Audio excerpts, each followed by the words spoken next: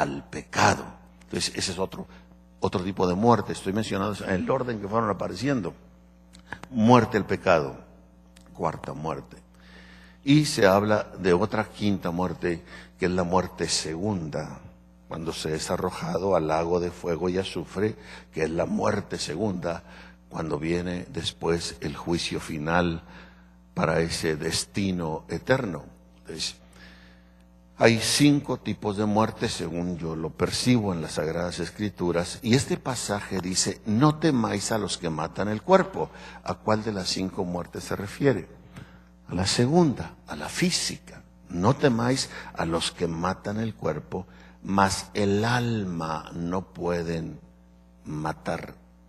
Temed más bien. Esa palabra más es como sumando, yendo adelante, significando que de alguna manera, si nos han de matar en el cuerpo, no estamos exentos de sentir algún tipo de temor en nuestra carne, porque la carne no se quiere morir.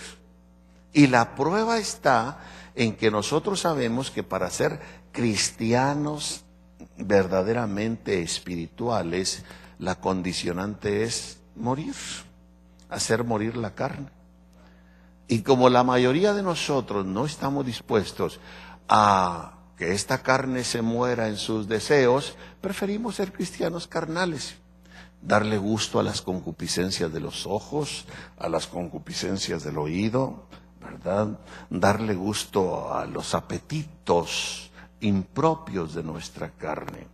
Nuestra carne tiene necesidades que son lícitas, propias, el comer, el beber y el vestir, pero hay cosas que sencillamente no debemos darle a nuestra carne, y sin embargo cedemos a dársela, y hasta decimos: bueno, y si no me doy gusto yo, ¿quién me lo va a dar? Y ahora que puedo, decimos.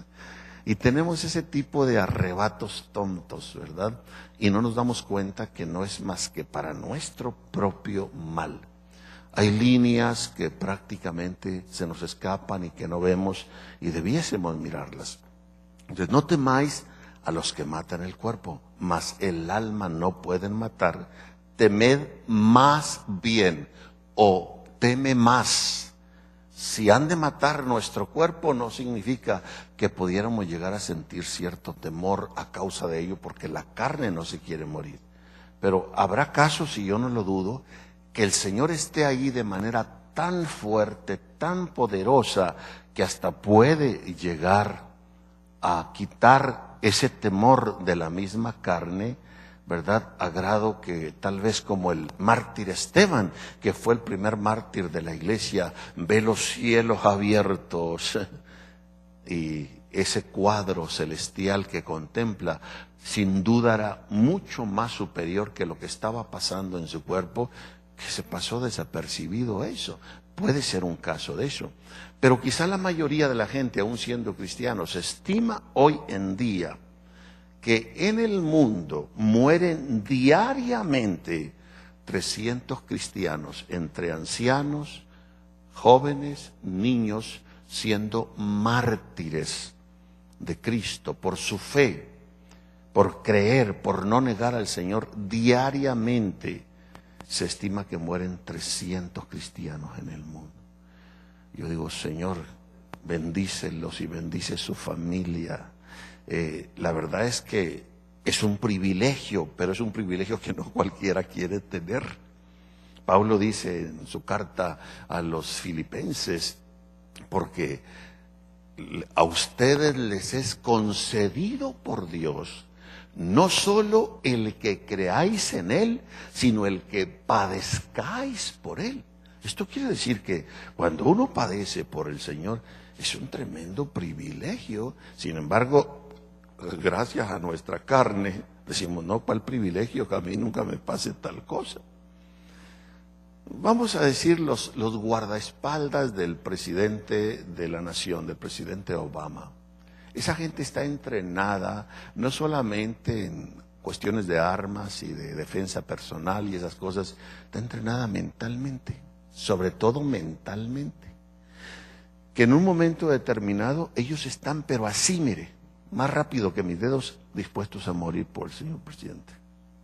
Y si en algún momento cualquiera de ellos es herido, como ha ocurrido, por causa de dar su vida por el señor presidente, ellos se sienten honrados. No crean que están en el hospital heridos lamentándose. Ay, cómo fui tonto, ¿para qué agarré este trabajito? No, no. ¡Qué honor! ¡Qué honor! ¡Qué honor! ¿Ve? Entonces, no temáis a los que matan el cuerpo. O sea, no temamos a los hombres más que a Dios. Nuestro temor a los hombres puede llegar a ser hasta porque un hombre nos puede matar, pero hay alguien superior al hombre. Entonces separemos un temor. Hay temor y puede haber temor hacia los hombres por diversas razones. Por ejemplo, es totalmente normal porque a veces muchas de las corrientes psicológicas allá afuera, seculares, dicen: los hijos no deben tener ningún temor de los padres y los padres solo deben ser amigos de sus hijos. Eso es diabólico, ¿no es cierto? Los padres deben ser amigos de los hijos, pero antes de ser amigos deben ser padres. Porque los padres están ahí para establecer un orden. Los padres están ahí para establecer límites. Los padres están ahí para crear y meter conciencia, carácter y responsabilidad. Y eso no nos gusta a nadie, menos a los niños. Los niños lo que quieren es paleta, juego, TV, córrele. Y muchos de los viejos seguimos gustando de lo mismo, ¿no? Entonces, y debemos temer. ¿Por qué? Porque papá tiene la facultad de darnos vara cuando lo considera necesario. Tiene la facultad de jalarnos la patilla cuando lo considere necesario. Y tiene la responsabilidad de hacerlo. La Biblia dice: hiérelo con vara, que no morirá, mas no se excite tu alma para destruirlo.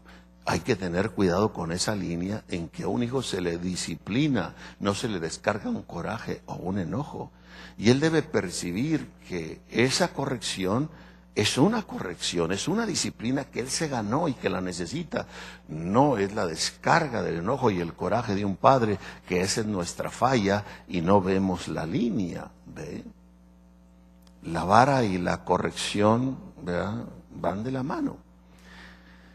Bien, entonces es correcto temer a papá. Papá es mi amigo, papá me ama, papá está dispuesto a dar todo por mí, su vida, pero también está dispuesto a disciplinarme si yo quiero vivir incorrectamente, inapropiadamente, y eso es un temor. Pues, ya llegó tu papá, clavado abajo de la cama. ¿Por qué? La conciencia anda mal. Y si la conciencia anda mal, ya llegó papá, salgo corriendo a encontrarme con él. Entonces, tenemos que ser bien claros en el matrimonio. La relación de respeto, de honra, pero aún de temor. Porque si uno anda haciendo una sinvergüenzada que ofende a nuestra pareja, si alguien tiene el derecho de reclamárnoslo, de decírnoslo y de ponernos en nuestro lugar después de Dios, es nuestra pareja. Tiene todo el derecho.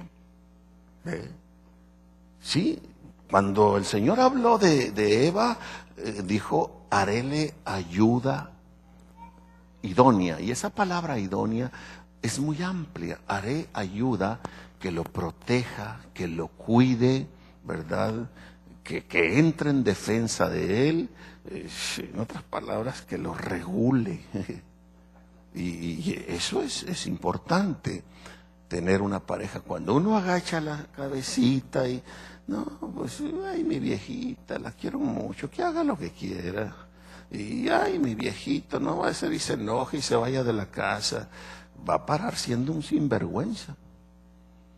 Y hay casos. Acaba de salir no hace mucho en la noticia, creo que fue en Brasil, ya casaron inclusive a un hombre con 2 mujeres a la vez. Eso va a correr como reguero de pólvora y ya los legisladores con cabeza de diablos ya van a empezar a querer hasta legislar eso, ¿no?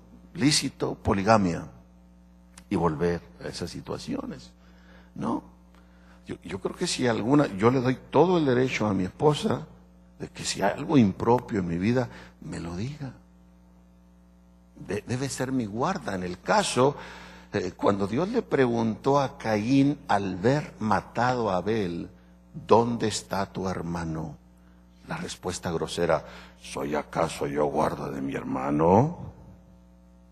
Y mi pregunta es, ¿debemos ser guarda de nuestro hermano? Sí, sí. ¿Cuánto más de nuestra esposa, de nuestro esposo? A nosotros los hombres no nos gusta nadita que la esposa nos corrija, que nos diga algo. Y no es que seamos mandilones. Si yo fuera un mandilón no hablaría de estas cosas, estaría aquí mirando, ay, ahorita me agarra esta vieja cuando salga. No. No es que seamos mandilones, pero hermanos, la mujer tiene sentidos que Dios le ha puesto muy especiales y puede percibir peligros que nosotros no vemos. Ahora, tampoco se convierta en una mujer que se le trepa al marido encima. Bueno, yo no sé por qué me fui por ese lado. ¿Será que necesitamos algo de eso? Ok, déjenme regresar al texto mejor, no va a decir y me meten en problemas. No temáis a los que matan el cuerpo, mas el alma no pueden matar. Temed más bien, o mucho más, aquel que puede destruir el alma y el cuerpo en el infierno. Con eso estoy diciendo, pues, con base en el texto mismo, si lo vemos ahí, conlleva la idea de, se teme al hombre por alguna razón, ya sea porque representa una autoridad, ya sea porque es nuestro supervisor de trabajo, ya sea porque es el policía de la ciudad, ya sea porque él tiene algún tipo de autoridad, o simplemente hasta porque sea una autoridad malsana, la de la rebelión, la del pecado, la maligna. Y hay esa inclinación que es muy natural, el temor. Pero el Señor a veces lo que nos está diciendo ahí, no te quedes atrapado mirando el temor en el hombre, por razón que sea. Miren, si a algún hombre o mujer yo le tengo miedo, son a los hombres y a las mujeres de Dios. Cuando yo percibo sobre todo que un siervo, una sierva de Dios tiene unción apostólica, profética, que son la unción de más alto nivel, tengo temor y Dios lo sabe. Porque sé que regularmente lo que sale de la boca de esas personas, dirigiéndonos de una manera especial la palabra, es la boca de Dios hablándonos. Y sé que a causa de la vocación y del llamado y de la unción que tienen, Dios ha castigado reyes. Y esa sentencia bíblica que existe, no toquéis a mis profetas ni hagáis mal a mis ungidos. Es cierto que podemos aplicarla a todo cristiano, pero de manera muy especial a ese tipo de personas. Y no es que le tenga yo temor a la persona, sino a la autoridad de Dios que está en la persona. Pero estoy mirando más allá de la persona, estoy mirando al Señor en la persona. Y es lo que Dios creo que quiere que enfaticemos ahora. Ir más allá. Por ejemplo, uno puede tener un don natural o una habilidad o un talento. Dios bendiga, por ejemplo, este ministerio que es preciosísimo. Dios les ha dado una voz que ya la quisiéramos nosotros. Les ha dado una habilidad que ya la quisiera yo. Esas habilidades de tocar, de tener sentido musical. Yo quisiera eso, no lo tengo. No lo tengo. Pero el que lo tiene se puede engolosinar y quedarse engolosinado con su habilidad, con su don, con su talento, enamorado, fantasiado, presuncioso a causa de eso. Y está embebido con el regalo que Dios le dio, pero ha dejado de ver al que le dio el regalo. Y en lugar de alabarlo a Él, agradecerle a Él, no, Él está embriagado con el regalo. Los llamamientos de Dios se tiene un llamado porque Dios dio ese llamado, esa designación, y yo me puedo engolosinar y presumir, yo tengo un llamado, les guste o no, quieran o no, a mí Dios me llamó, y estoy atrapado con mi llamado, en lugar de mirar al que me dio el llamado, y vivir con temor y con agradecimiento de ello. Si entendemos el punto. Y lo mismo, si hay personas que están con tales o cuales situaciones, podemos percibir un temor en ellos o a través de ellos, pero no quedarnos atrapados con el temor de las gentes y no miremos todavía tras la gente o más allá de la gente, que es Dios. Yo tengo temor, si alguien me quiere matar físicamente, mi carne va a sentir algún tipo de temor. Pero debo mirar más allá. Otro que es más poderoso, ¿verdad? Por ejemplo, Mateo 5:25. Ponte de acuerdo con tu adversario pronto, entre tanto que estás con él en el camino. No sea que el adversario te entregue al juez y el juez al alguacil y seas echado en prisión. Este pasaje, todo lo que es el sermón del monte, ¿verdad?, es sumamente interesante, pero tiene que ver con una situación de perdón entre hermanos. Si vemos el contexto, por ejemplo, verso 22, mas yo os digo que cualquiera que se enojare locamente con su hermano será culpado de juicio, y cualquiera que dijera a su hermano necio será culpado del consejo, y cualquiera que dijere fatuo será culpado del infierno de fuego.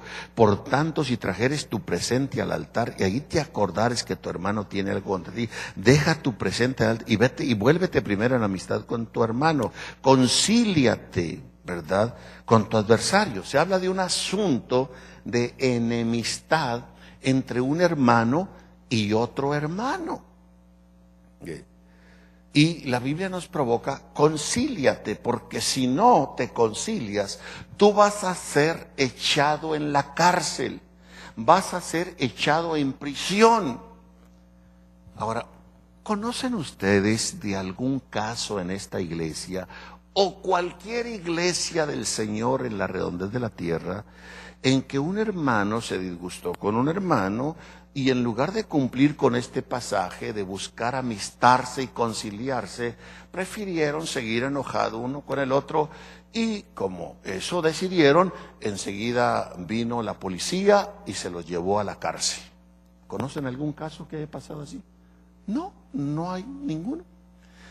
Ahora, ¿será este pasaje letras nada más para entretenernos? Son palabras que salieron de la boca del Señor Jesús.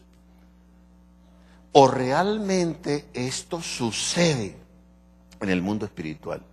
Que si yo tengo enemistad con un hermano y en lugar de buscar conciliarme con él, opto hasta por alimentar ese enojo con él, la Biblia dice que voy a ser echado en prisión. Pero como nunca viene el sheriff ni el policía a llevarme a la prisión, yo digo, yo sigo, me vale. Pero estoy seguro que si eso se hiciera físicamente, que la Biblia tuviera un parrafito ahí todavía, que el Señor hubiera algo más. Así que pastores, cuidado, y cuando esto pase, háblele al policía. Si eso, y yo estoy seguro que nadie aquí estaría peleado con nadie. Porque le tendrían miedo ir a la cárcel ahí al centro de la ciudad, Huacala, que está por la montaña. No, hombre, Dios me libre. Así que, hermano, Dios te bendiga. Perdóname, hermano, perdóname. No tengas. Dios te bendiga, hermano, quiero ser tu amigazo. Si eso fuera, tendríamos un gran temor y viviríamos en amistad siempre. Pero como esto no ocurre en el plano físico con los hombres, ocurre en el plano espiritual.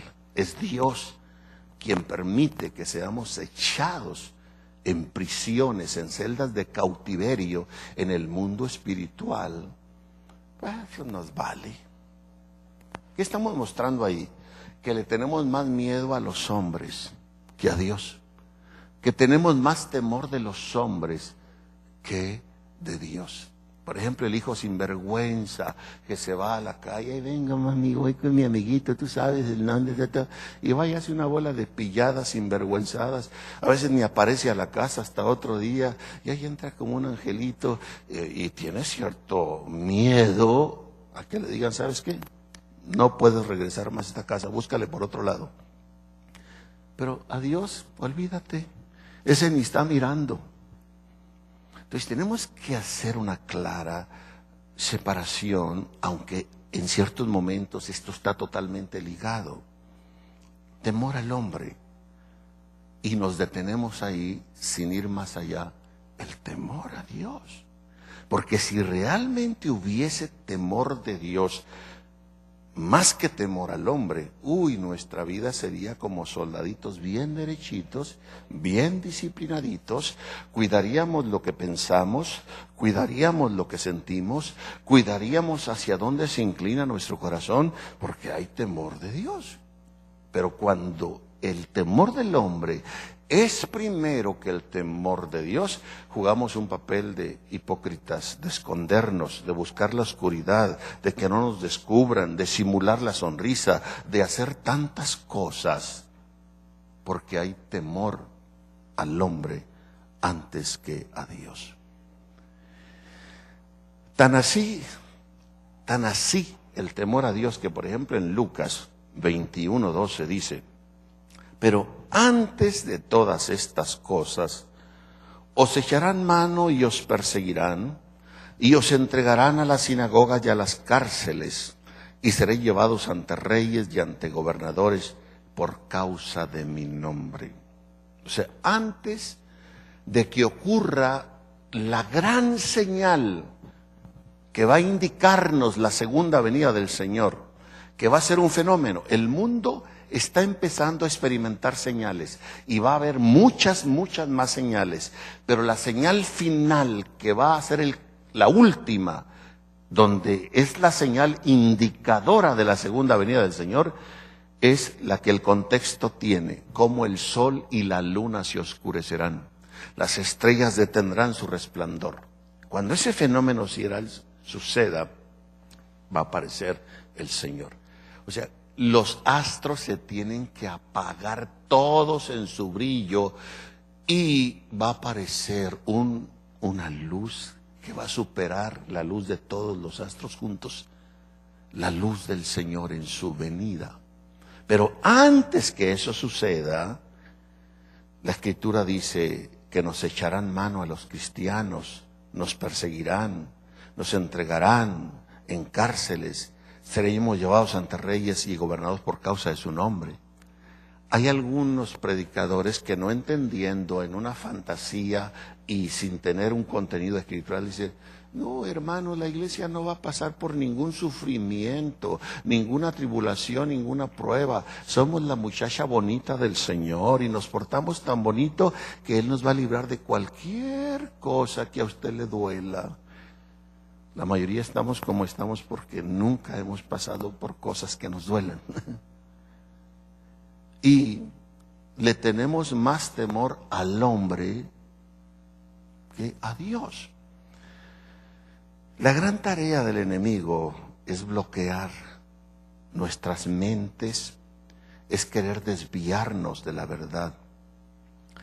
Bloquearnos, desviarnos con el fin de no recibir, de no percibir el conocimiento claro de Dios. El desviarnos de la verdad mediante un estado no comprensible y confuso es lo que el enemigo quiere. Hoy, entonces, al hablar del temor del Señor, es fácil o ver el temor al hombre y no propiamente el temor al Señor. Y a veces podemos confundir eso. ¿A quién le tenemos realmente más temor? ¿Al hombre o a Dios?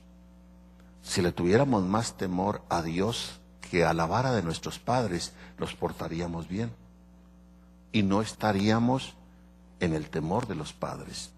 Si le tuviéramos más temor a Dios que a la policía y a la cárcel, no habría problema criminal alguno.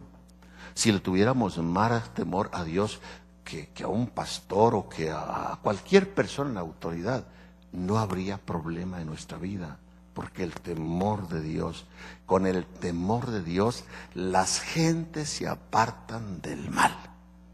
Y si el temor de Dios está ahí, vamos a vivir apartados del mal. Pero cuando es el temor a las personas, a los hombres, por lo que ellos son o representan, sea la razón que fuese, y no es un temor de Dios, vamos a ingeniárnoslas cómo hacer la maldad hasta que no nos descubran y paguemos por ello. Y cuando tenemos que pagar somos un montón de llorones. Ándale mamá, ya sácame de aquí, ándale papá, no le hace que dejes de comer y de pagar la renta, pero ven por mí, no, ahí quédate, púdrete un poco sin vergüenza, a ver si te corriges. Entonces temor a los hombres, pero no temor mío, dice el Señor. Y la prueba está, me dijo el Señor cuando me comentó sobre esto, cuando mi justicia viene, no están acostumbrados. No, hasta les extraña. Ay, ¿por qué me vino esto, Señor? Es mi justicia. Y empiezo yo a autojustificarme. Y me confundo, porque he estado realmente teniendo un temor a las personas y no un temor real de Dios. Vayamos a Génesis 9:2 para ver estas diferencias en la palabra del Señor. Génesis 9:2. El temor y el miedo de vosotros estarán sobre todo animal de la tierra y sobre toda ave de los cielos, en todo lo que se mueva sobre la tierra y en todos los peces del mar, en vuestra mano son entregados. Mire, Dios puso que el temor y el miedo del hombre estuviera sobre los animales de la tierra. Nos ve un conejo y a perderse. Nos ve una víbora inclusive y a perderse. Nos ve una cucaracha y a perderse. Si nos echamos un clavado al mar y había pescados, adiós, vámonos. Dios puso el temor del hombre sobre los animales. Hay que distinguir eso. El temor y el miedo de vosotros estará sobre todo animal de la tierra y sobre toda ave de los cielos. Nos gustan los pájaros, las aves, y cómo quisiéramos agarrar a alguno cuando lo vemos, y nos es fácil agarrarlo. No, huyen de nosotros por el temor que nos tienen. En todo lo que se mueve sobre la tierra, en los peces de la mar, en vuestra mano son entregados. Entonces, aquí se habla de un temor del hombre sobre los animales, y ese temor Dios lo puso. El instinto animal, sin duda, percibe en su instinto animal de que el hombre tiene un poder, tiene una autoridad de determinar sobre ese animal si vive o si muere, a ese grado. Y es cierto, ¿ya? Si usted se encuentra un pájaro, se encuentra un gato, depende de cómo ande usted, ese animal va a vivir o va a morir. Y ese temor, el animal lo percibe, su instinto animal, y ese temor Dios lo puso. ¿Ve? Entonces, Génesis 20:11. Y Abraham respondió, porque dije para mí, ciertamente no hay temor de Dios en este lugar, y me matarán por causa de mi mujer. La ausencia del temor de Dios que Abraham vio a ese lugar donde llegó, le hizo que otro temor le sobresaltara, que era el temor a los hombres. Pero Abraham estaba consciente primero del temor de Dios, y él sabe que cuando las gentes tenemos verdaderamente temor de Dios, nos vamos a apartar del mal. No vamos a ser gente de mal en ningún momento. Ni siquiera vamos a permitir un pensamiento de mal en ningún momento. No vamos a permitir ningún sentimiento de mal en ningún momento, por una sola razón. Porque hay ¿qué? Temor de Dios.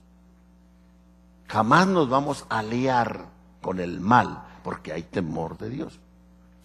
Pero si no hay temor de Dios, entonces Abraham le tomó otro temor, el temor a los hombres que allí habitaban, por no tener ellos el temor de Dios. Al no tener el temor de Dios, la gente no se aparta del mal, y por lo tanto todo puede suceder en una sociedad donde el temor de Dios no existe. Imagínese que el mundo tuviera temor de Dios. ¡Wow! ¿Dónde quedaría el mal? Es erradicado al instante de manera completa. Pero como no hay temor de Dios en el mundo, entonces ahora hay que temerle al mundo y temerle a los hombres. La verdad es que ahora les tememos ya más a los hombres mismos. Si no se diga si es de noche, Dios mío, ¿y este qué? ¿Me confío o no me confío? No basta porque tal vez si estuviéramos en una selva, ¿no? Tal vez hasta un león podamos espantar de alguna manera, o otro tipo de animal, pero al hombre es tremendo. Deuteronomio 11:25, nadie se sostendrá delante de vosotros. Miedo y temor de vosotros pondrá el Señor vuestro Dios sobre toda la tierra que pisareis, como Él os ha dicho. El pueblo de Israel está para entrar a la tierra prometida, a la tierra que debe conquistar, a la tierra en la que hay que matar gigantes. Y ahora Dios le agrega algo que ya le había dicho al hombre desde el Génesis: yo voy a poner el temor de todo animal, de toda ave y de todo pez hacia ustedes. Los animales van a tener temor de ustedes. El hombre representa entonces una autoridad que puede determinar sobre si un animal vive o un animal muere. Cuando van a entrar a la tierra prometida, añade algo más: voy a poner temor en las gentes hacia ustedes, hacia Israel, pueblo de la conquista, sobre la tierra, sobre la tierra. Los hombres les van a temer. Temor del hombre sobre el hombre, temor del animal sobre el hombre. Pero que ese temor no se quede ahí. Debemos enfocarnos al temor supremo, que es el temor a Dios. Ese temor que va más allá del temor al hombre. Si lo tenemos, vamos a caminar derechitos siempre, estemos solos o acompañados, estemos en el trabajo o en la casa, estemos ausentes de nuestra familia o de la iglesia, a causa del temor de Dios. Vamos a caminar bien. Recuerdo un pastor que llegó a cierta ciudad y él me lo dijo personalmente. Rentó un hotel, iba a abrir el cuarto y aparece una dama de esas que están en muchos hoteles. Dijo: señor, veo que no viene acompañado. Dijo: sí, mi esposa no pudo venir, ¿se le ofrece algo? No, quiero ser su acompañante. Yo no quiero ser el tuyo, te puedes ir.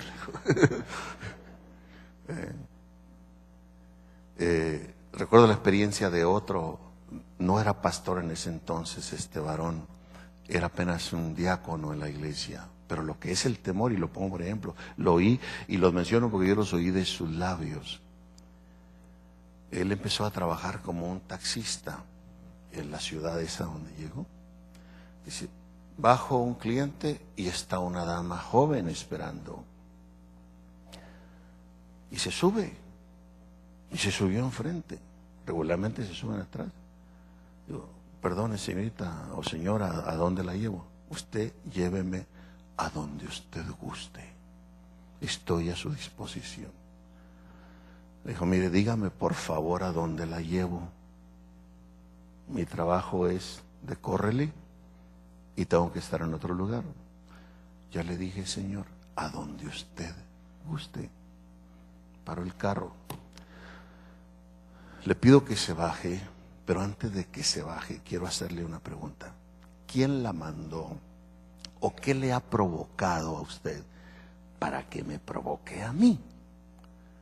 Yo soy un cristiano, soy un hijo de Dios. ¿Qué la ha provocado a esto? Y el hermano la retó y la mujer empezó a llorar. Perdóneme, dice. Llegué a la casa hace un rato y hallé a mi esposo con una mujer en mi propia cama.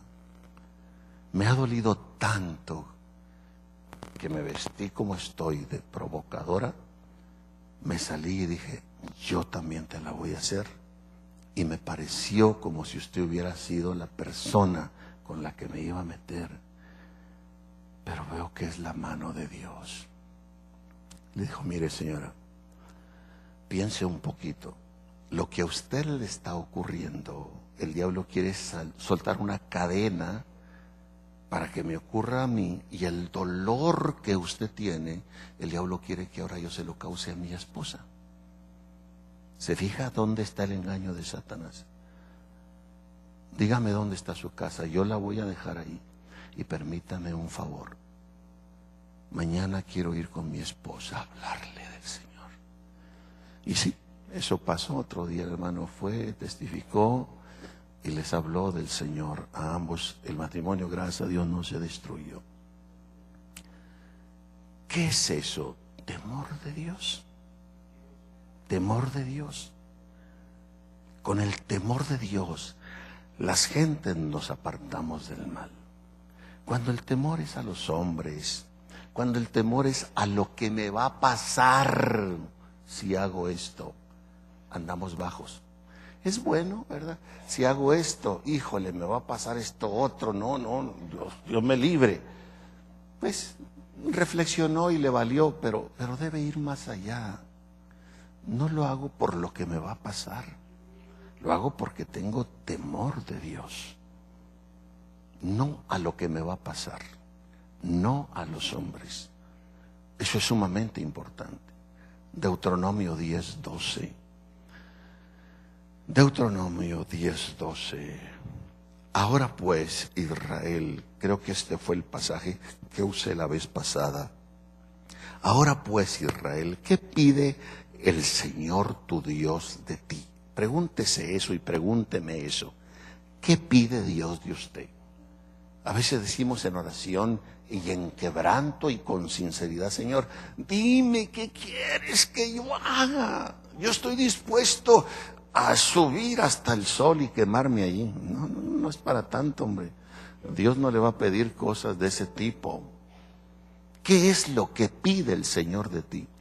Lo primero que pide es que le temas, que tengas temor de Él, que temas al Señor tu Dios. Segunda cosa, que andes en todos sus caminos.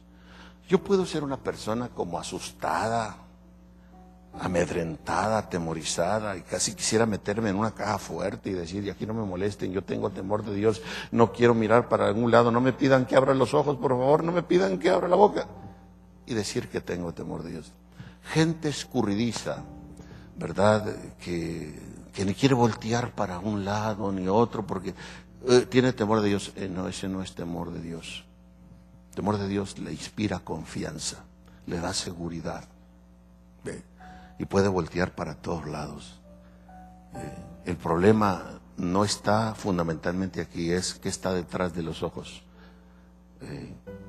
Pues, que le temas al Señor, que andes enseguida después de tener temor de Dios, porque hay mucha gente que dice, mire, yo no hago nada malo porque tengo temor de Dios. Correcto, pero eso no es todo. Tienes que hacer ahora lo bueno, no solamente que no hagas nada. ¿Cuál es el problema si yo no hago nada? Pues ese es el primer problema, que no haces nada. Tienes que hacer, y tu hacer tiene que ser en los caminos de Dios, en la voluntad de Dios. Que tengas temor de Dios, que andes en todos sus caminos y que lo ames y que le sirvas. Diga conmigo: temor de Dios, andar en sus caminos, amarlo, servirlo. Y esto debe ser con todo el corazón y con toda el alma. Así que aquí no hay hipocresías, aquí no hay fingimientos, aquí hay genuinidad. No importa qué diga el diablo, no importa cómo lo conceptúen otros o qué digan otros, me vale. Dios sabe quién soy yo y cómo vivo, y Él sabe cuánto yo lo amo con todo mi corazón y con toda mi alma. Al decir alma, incluye mi mente, mis sentimientos, todo ejercicio de mi voluntad, todo comportamiento y conducta, y la estampa de un carácter digno del Señor. Amarlo y servirlo con todo el corazón y con toda el alma, mostrándole el temor, andando en sus caminos, amándole y sirviéndole con todo el corazón y con toda el alma. Ese es el temor que debemos tener. Ese es el temor. Si ya no existe allá afuera en el mundo, debe existir en los que nos llamamos cristianos. Debe existir en las llamadas iglesias, que muchas tal vez solo seamos clubes sociales, que solo vamos a reunirnos para socializar y para otras cosas, donde es como un refugio de calmaconciencias. Debe existir ese temor de Dios.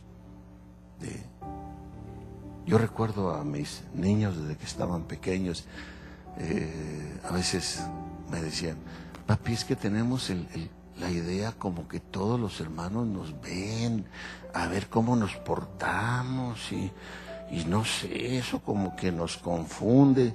Y yo les decía: qué bueno que los vean todos, porque eso les crea conciencia de cómo deben vivir y conducirse. Porque si hay temor de Dios, no importa dónde estemos y a dónde vayamos, va a haber una vida que anda en los caminos de Dios, que ama al Señor, que le sirve al Señor, y un corazón entregado, un alma entregada al Señor. Filipenses 2:12, y cerramos, hay mucho que decir, pero Filipenses 2:12: por tanto, amados míos, como siempre habéis obedecido. Qué lindura, ¿no? Siempre habéis obedecido. La iglesia de Filipo, mire qué belleza, qué chulada de iglesia. Por tanto, amados míos, como siempre habéis obedecido, no como en mi presencia solamente, sino mucho más ahora en mi ausencia. La iglesia de Filipo no le tenía temor a Pablo, le tenía temor al Señor. La presencia de Pablo les bendecía y quizá les estimulaba el temor, pero en la ausencia